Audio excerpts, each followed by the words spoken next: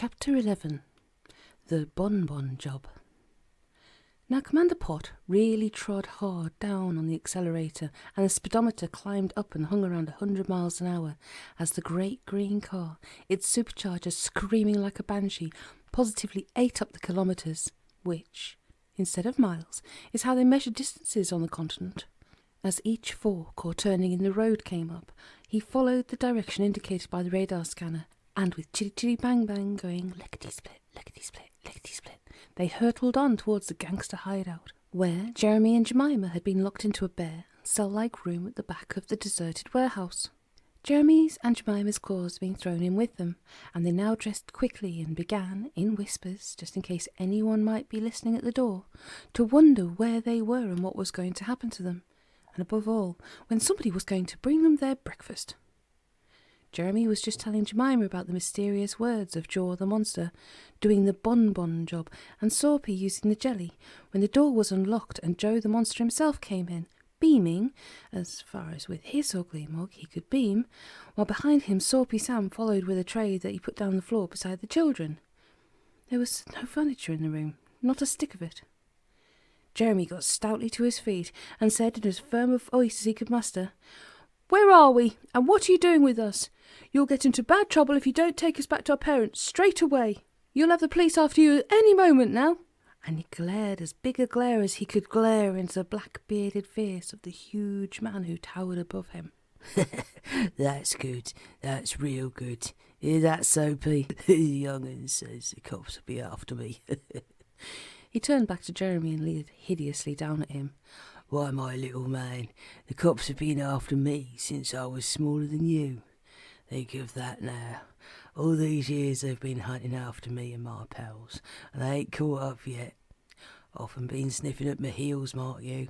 Even offered £10,000 for what they're pleased to call information leading to my apprehension, which, in English, means Jen on how to catch me. And now you expect me to quake in my shoes because of a little English family called Pott." And he positively shook with demonic laughter. Jeremy said angrily, "We're not so little as all that. My father was a commander in the Navy, and he's a famous inventor and an explorer. And anyway, besides us, there's Chitty Chitty Bang Bang." "And who might he be?" "It's not a he, it's a she, and she's a car. The most wonderful car in the world. She's Jeremy was about to say magical, but he shut his mouth just in time. Better keep that a secret. "Oh, you mean that old green rattletrap of yours?" sneered Joe the monster. "I'll give you. It's certainly a rum old bus. Way it took to the air last evening when we had you cornered. Suppose your inventor pa has found some way to make a car fly. That right?" Joe the monster's small pig-like eyes became smaller and craftier than ever. "I suppose you've got something there. That invention might be worth a lot of money in the right hands. Now, if you'd like to tell your old pal Joe how it's done, maybe I can take out some patents and give your dad a piece of the money I'll get for selling them. What about it, young fella? You and me going into partnership, sort of?" Jeremy said bluntly, "I don't know how it works, and I wouldn't tell you if I did know." "Oh, well," said Joe the monster. "Guess I'm not all that keen to go into the motor car business. Now then, let's get down to brass tacks, and then you two youngsters can tuck into that scrumptious brekkie Soapy's brewed up for you. Now then," he looked at them both craftily, "just you both listen to me, and if you do what you're told, you'll come to no harm, and even earn yourself a little bit of pocket money into the bargain. And when it's over, I'll see you both put on a train and sent back to your precious dad and mum in that hotel in Calais." Jeremy opened up his mouth to speak, but Jaw the monster held up a big, hairy fist. "Now don't you argue with me, young'un, and I don't want any more of your lip. Just listen carefully to what you have to do."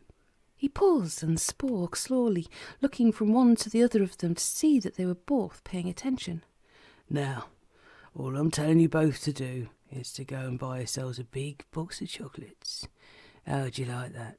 Just kind of a reward for being such a jolly couple of kids, see? I like kids. I really love 'em." Joe the monster tried to put a sweet, fatherly expression on his face, but all that he could manage was a kind of ape-like grimace. "Now then, not far away from here, 20 minutes ride, is the most famous chocolate shop in the world. It's called Le Bonbon, which, in case you don't know it, is French for sweet. And it's run by an old geezer called Monsieur Bonbon. He's been in it for 50 years, and his dad before him, and his granddad before that, and he makes the finest sweets and chocolates in the world. Get me? Absolutely the top lollies. Now, this here old geezer's a funny old guy, and he only opens up his shop for 4 hours in the middle of the day. Can't be bothered to keep it open any longer, because he and his parents have made so much money that he doesn't have to work too hard, see? So he keeps the shop open from 10 to 12 in the morning, and from 2 to 4 in the afternoon. At 12 o'clock this morning, me and my pals are going to drive you round there and give you a pocket full of money. And all you've got to do is what I tell you. You walk into the shop and ask for a box of chocolates costing 4,000 francs. It's about £3 in the old francs, which are the only kind I understand. So, you get to see it's a fine box of chocolates, eh? And he looked inquiringly from one to the other. Not bad, said Jeremy, grudgingly, as if, in his family, they were given a £3 box of chocolates every day. Not bad, he says, shouted Joe the Monster angrily. I'll say it's not bad. It's the biggest box of chocolate either of you have ever seen. He quickly calmed down, fished out a pocketbook stuffed with noughts, and took out one and handed it to Jeremy. There you are, 5,000 francs. I'll tell you what, I'll even let you keep the change. So there you are, duckies. All you do is walk into the shop together when I tell you, hand over the money, and say politely, a box of chocolates for 4,000 francs, please. The old geezer don't know much English, but he'll understand that sentence in any language under the sun. Then you hand him that bit of money and take the chocolates in your change. And that's the end of that. Easy job of work, eh? Nice slice of cake. You're a couple of the luckiest kids I ever did see. Now then, you got all that straight? They both nodded. "'Kay then," said Joe the Monster breezily. "Come on, Soapy, let's get our chow. Looking at the fine breakfast you've dished up for these kids is making me hungry." He turned at the door. "Ta-ta, kiddies, and be good until Uncle Joe comes and fetches you." He walked out, followed by Soapy Sam, who locked the door behind him. Well, the china on the old tin tray was pretty chipped and not all that clean, but by this time Jeremy and Jemima were ravenous, and they cheerfully squatted down on the hard concrete floor and set to. A French breakfast is very different from an English one. To begin with, French bread, instead of being in loaves, comes in long, thin shapes about the length and width of a policeman's truncheon, and it's mostly crust, but very delicious crust. The big slab of French butter tasted much more like farm butter than most of the stuff we get in England, and the strawberry jam was very syrupy, like all French jams, but full of big fat whole strawberries. The coffee with milk, which the French call café au lait, was, if you happen to like coffee, better than the wishy-washy stuff you often get in England. So after a bit of rather cautious experimenting, Jeremy and Jemima set to with a will, and in between mouthfuls whispered their thoughts and fears about Joe the Monster's plans. With the help of the snatches of conversation that Jeremy had heard in the car, they came to the following conclusion, which, since it's more or less right, I'll pass on to you. They guessed that they were going to be used by Joe the Monster and his gang to rob Monsieur Bonbon. They were to be the innocent pair of monkeys who would be shoved in just before closing, while presumably the gang waited round the corner with perhaps one of them apparently examining the sweets in the shop window, but really watching the twins through it. Jeremy had been given a 5,000 franc note to buy a 4,000 franc box of chocolates, and Monsieur Bonbon would have to go to the till to change it. Keys of the safe in the till. As soon as Monsieur Bonbon opened the till, the gangsters would dash in and knock him on the head and seize the keys, which were presumably the keys of the safe where he kept his money. "But," whispered Jeremy, "I simply can't understand about this business of Soapy using the jelly. What can that mean? There might be jellies in a sweet shop, I suppose. Do you think he's going to gag Monsieur Bonbon with his own jellies so he can't shout for help?" They both giggled at the idea, but it was Jemima who got the right answer. "You remember yesterday when we blew up Joe the Monster's stores in that huge cave? Well, Daddy said some of the cases were full of stuff called gelignite, and he said it was the stuff that gangsters used to blow open safes with. Mightn't jelly be the kind of gangster slang for gelignite?" "You've got it," whispered Jeremy. "By Jove, you've got it. That's just what they're going to do. They'll get the keys out of Monsieur Bonbon's till, and those keys probably open Monsieur Bonbon's safe. Now, for heaven's sake, what are we going to do about it?" At this moment they heard a key in the lock, and Soapy Sam came in to take away the tray and lead them off to wash their hands in a smelly old bathroom at the back of the huge deserted warehouse.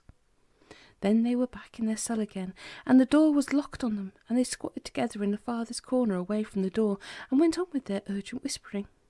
"When we go up to the counter to buy the chocolates," said Jeremy, "we've somehow got to warn Monsieur Bonbon that there are gangsters outside. But we don't know half a dozen words of French between us. How can we possibly tell him?" "Could we just make faces and point our fingers at him like guns and shout bang?" said Jemima helpfully. "He'd think we were just being cheeky," said Jeremy. "We've got to write him some sort of a note." "But we haven't got any pens or pencils or even paper." "We've got the paper," said Jeremy triumphantly, and he produced the big 5,000-franc note and spread it out between them. "Now, if we can just write in big letter, 'gangsters,' across the note, I'm sure it's a word Monsieur Bonbon will understand. But what can we possibly use for ink?" He looked accusingly at Jemima. "It's a shame you're not a bit older, and then you'd have a lipstick. In adventure stories, girls are always using lipsticks to write notes with." "It's not my fault," whispered Jemima fiercely. "Anyway, I hate the stuff. I once tried Mummy's and I ended up looking as if I'd smeared my face with raspberry jam. Mummy was very angry with me. At least she pretended to be, but I think she was really only trying to stop laughing."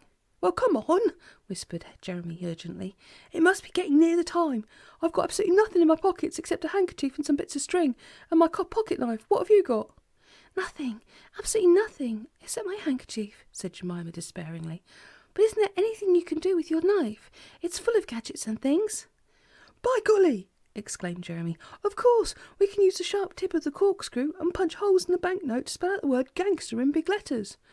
Come on, let's get going quickly. You come and sit between me and the door in case anyone looks through the keyhole." And he fished out his pocket knife, opened the corkscrew and set to work with the 5,000-franc note in front of him on the concrete floor. They both examined his handiwork and agreed that anyone who handled the nought would feel the holes and look at it very suspiciously, and almost certainly hold it up to the light to see if the note was so badly damaged that it wasn't worth 5,000 francs. Jeremy had only just stored the nought and his knife away in his pocket when the door opened and Joe the monster came in, followed by Man Mountain Vink. "Come on, duckies, time to go," he said jovially. "Now just one little formality before we set off. I'm sure you kiddies," he looked suspiciously from one to the other, "I'm sure you kiddies haven't been up to any tricks, but just in case, I'd like to see what's in your pockets." Jeremy gave a sigh of relief. Thank heavens they hadn't found a pencil and paper somewhere, or been able to do any of the other tricks they had thought out. He innocently emptied his pockets of his pocket knife and handkerchief, and showed the 5,000-franc note, well folded up. Jemima just showed her handkerchief. After they had been made to pull out all the linings of their pockets to show that nothing was hidden, Joe the monster said, "All right, kiddies, let's go. Remember what you've got to do. You just walk into the shop and ask for a box of chocolates for 4,000 francs, right?" And they trooped out with Man Mountain Fink taking up the rear to prevent any attempt at escape. They piled into the black tourer and were soon roaring off through the streets to where, in the distance, the Eiffel Tower, which is a gigantic tower made of iron right in the middle of Paris, stood up like a huge needle in the sky.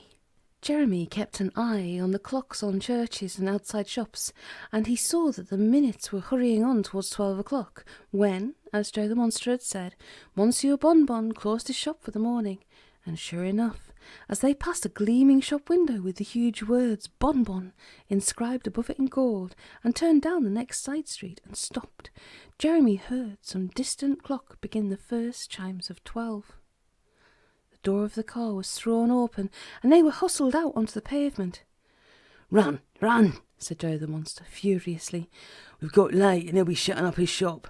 And don't forget, do exactly what I told you and you'll come to no trouble.